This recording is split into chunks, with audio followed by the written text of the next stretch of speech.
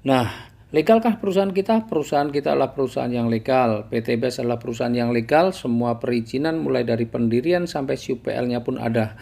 Bahkan Majelis Ulama Indonesia setelah mengkaji sistem usahanya, akhirnya Majelis Ulama Indonesia pun menyatakan bahwa sistem bisnis PTBS ini diperbolehkan. Sistem bisnisnya seperti apa? Nah, PTBS adalah perusahaan penjualan langsung. Ya, sebelumnya saya akan sampaikan lebih dulu alur distribusi produk dan promosi dalam sebuah perdagangan. Sebuah perusahaan ketika memproduksi satu produk, maka sebelum sampai kepada konsumen pasti melalui alur-alur distribusi. Ya, mulai dari distributor wilayah, daerah, kota, grosir, warung, baru setelah sampai warung konsumen baru bisa membelinya. Konsumen tidak akan bisa membeli ketika masih di distributornya.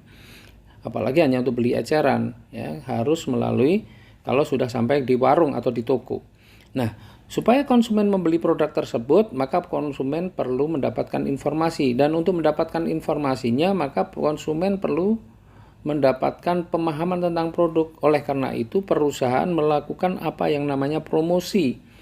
Promosi supaya informasi tentang manfaat produk itu sampai kepada konsumen. Dan untuk melakukan promosi, perusahaan kadang-kadang menggunakan artis, kemudian menggunakan media cetak dan elektronik seperti TV, radio, internet, kemudian spanduk, baliho, reklame, koran, dan lain sebagainya.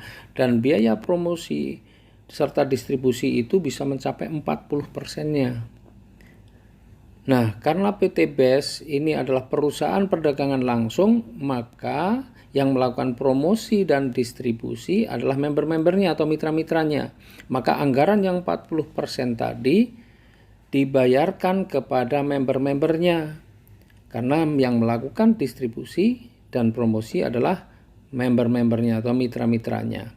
Nah, alokasi 40% ini diwujudkan dalam bentuk apa? Dalam bentuk uang cash, dalam bentuk hadiah-hadiah cash, mulai dari motor, umroh, mobil, bahkan juga rumah.